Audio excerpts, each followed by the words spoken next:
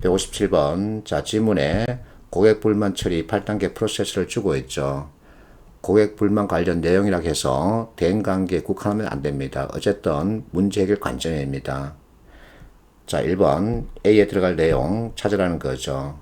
자, 전화를 했습니다. 그러면 감사합니다. 무엇을 도와드릴까요? 두 번째 단계, 아, 그랬군요. 충분히 그럴만도 했습니다. 하고 공감이죠. 세 번째는 이제 죄송합니다. 꼭 처리해드리겠습니다. 하고 사과한 단계. 4단계는 자, 구체적으로 어떤 내용인지 말씀해 달라 하고 1분이 들어가는 거죠. 그러면 5단계에서는 대안을 제시하는 단계죠.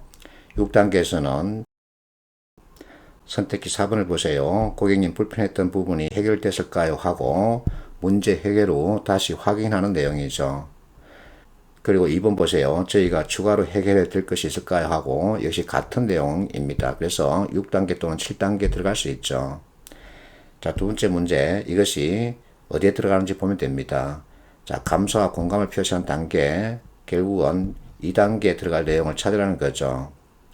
자, 감사합니다. 날도 추운데 고생 많았겠습니다. 하고 그 뜻을 찾아가면 되겠죠. 158번. 자, 이와 같은 프로세스를 주고 있습니다. 자, 크다. yes. 원인 분명하냐? yes. 해결책 명확하냐? yes. 그러면 뭐가 나와야 할까요? how죠. 이렇게 쉽게 접근할 수 있어야 합니다.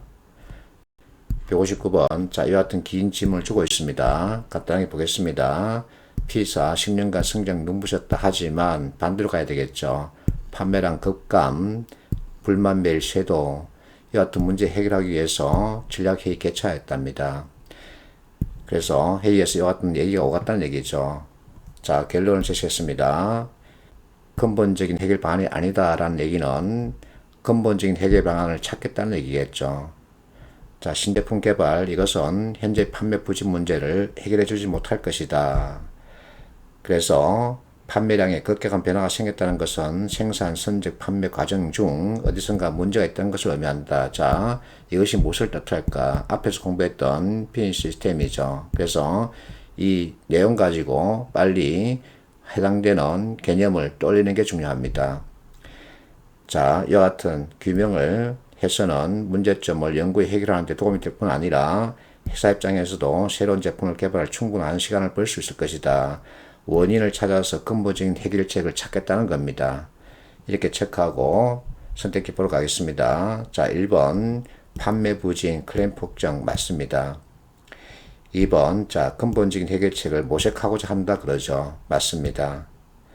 3번 자, 복수의 해결안을 개발한 후 최적안을 선정하였다는 아니죠. 지문이 팩트 역할을 합니다. 지문에 이와 같은 얘기는 없습니다. 4번 보세요. P사는 문제를 처리하기 위해 최적의 해결안을 적용해 문제를 해결하고 피드백할 것이다. 이것은 현재 시점에 대한 얘기가 아니라 미래에 대한 얘기죠. 그래서 이것은 추측입니다. 자, 그러면 3번도 틀렸고 4번도 틀렸는데 어느 것을 답으로 정할 거냐? 팩트 중심으로 봐야 합니다.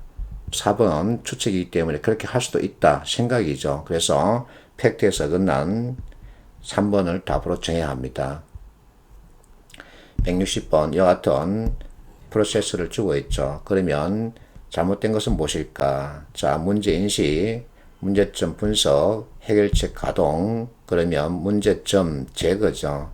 제거 완료죠. 그래서 답은 D가 되는 거죠. 161번 산임금 공개평가 문제입니다. 이와 같은 지문을 주고 있는데 자, 지문 내용을 보면 나도 그렇고 여러분도 그렇고 모두가 읽어내기 싫어하는 내용이죠. 그러나 답 찾기는 쉽습니다. 우리가 공부한 대로 하면 되죠. 자, 첫 번째 문제, 문제 해결 5단계 프로세스 가운데 A, B는 어느 단계에 해당되는가? 그것을 묻고 있죠.